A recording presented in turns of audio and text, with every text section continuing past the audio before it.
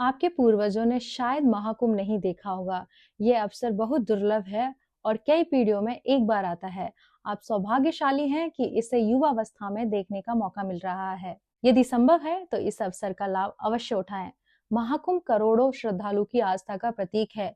महाकुंभ सिर्फ एक मेला नहीं है, बल्कि ये आस्था, परंपरा और हिंदू सांस्कृतिक का संगम है। श्रद्धालुओं के लिए एक पवित्र एहसास है, जिसका इंतजार सभी श्रद्धालुओं को बेसब्री से रहता है। इस साल महाकुंभ का मेला कई मायनों में बेहद खास होने वाला है। इस बार 144 साल बाद पूर्ण महाकुंभ लग रहा है। सरल शब्दों में समझे तो 12 साल लगातार लगने के बाद पूर्ण कुंभ महाकुंभ लगता है, जो 144 साल के बाद आता है। इस महाकुंभ का जो आयोजन है वो प्रयागराज में चल रहा है। इस बार महाकुंभ में क्या कुछ खास है, इसके बारे में जानते हैं, चलिए। महाकुंभ का इतिहास बरसों पुराना है।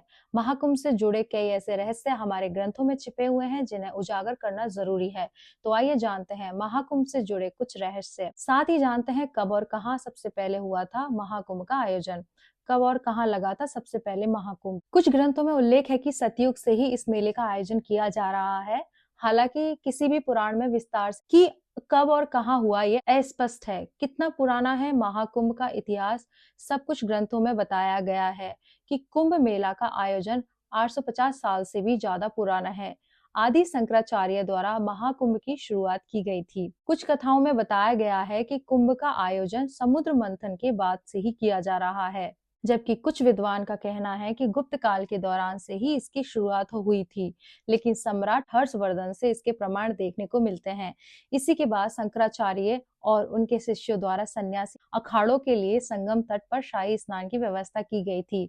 कुंभ मेले का आयोजन को लेकर कुछ ऐतिहासिक साक्ष्य ये भी मिलते हैं, जिनमें सिद्ध होता है कि कुंभ का आयोजन राजा हर्षवर्धन के राज्यकाल में आरंभ हुआ था। प्रसिद्ध चीनी यात्री हेनिंग सॉन्ग जब अपनी भारत यात्रा के बाद उन्होंने कुंभ मेले के आयोजन का उल्लेख किया था। इसी के साथ उन्होंने राजा हर्षवर्धन का भी जिक्र किया है। उनके दयालु स्वभाव के बारे में भी उन्होंने जिक्र किया था। हेन सॉन्ग ने कहा था कि राजा हर्षवर्धन लगभग हर 5 साल में नदियों के संगम पर एक बड़ा आयोजन करते थे, जिसमें वह अपना पूरा कोष गरीबों और धार्मिक लोगों को दान में दे दिया करते थे। महाकुंभ और समुद्र मंथन के रहस्य। समुद्र मंथन के बारे में शिव पुराण, मत्स्य पुराण, पद्म पुराण, भविष्य पुराण समेत लगभग सभी पुराणों में जिक्र किया गया है। मान्यताओं के अनुसार समुद्र मंथन के दौरान जब अमृत कलश बाहर आया था, तब देवताओं और राक्षसों के बीच तानातानी और संघर्ष को कम करने के लिए भगवान विष्णु ने मोहिनी अवतार लिया था। इसके बाद जब देवताओं और राक्षसों के बीच संघर्ष काफी ज्यादा बढ़ गया, तो उन्होंने इंद्रदेव के पुत्र जयंत को अमृत कलश सौंप दिया गया। जयंत कौवे का रूप धारण कर राक्षसों से अमृत कलश को छीन कर उड़ चले थे। जब वह घट को लेकर भाग रहे थे, तो अमृत कलश से कुछ बूंदें प्रयागराज, उज्जैन, हरिद्वार और नासिक में गिर गई थी। जहां जहां अमृत कलश की बूंदें गिरी, वहां वहां कुंभ मेला आयोजन किया जाता है। कुंभ से जुड़े अन्य रहस्य और भी हैं। जब जयंत कोए के रूप में अमृत कलश को लेकर जा रहे थे, तो उनकी जीभ पर भी अमृत की कुछ बूंदें लग गई थी, जिस वजह से कोए की आयु लंबी होती है। ऐसा कहा जाता है कि कोए जब भी मरता है तो दुर्घटना में उसकी मृत्यु होती है। अमृत कलश लेकर जब जयंत भाग रहे थे, तो कुछ बूंदें प्रयाग, उज्जैन, हरिद्वार और नासिक में अमृत की बूंदें गिरी थी, इसलिए यहाँ कुंभ किया जाता है। इसके अलावा अमृत की कुछ बूंदें दुर्वा घास पर गई थी, जिस वजह से दुर्वा को पवित्र माना जाता है और सर्वप्रथम पूजनीय देवता गणेश जी को अर्पित किया जाता है।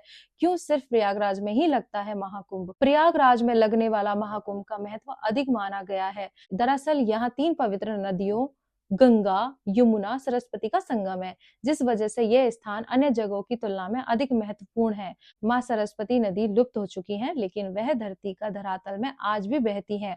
ऐसी मान्यता है कि जो व्यक्ति इन 3 नदियों के संगम में शाही स्नान करता है, उसे मोक्ष की प्राप्ति होती है। इसीलिए प्रयागराज में इसका महत्व अधिक माना जाता है।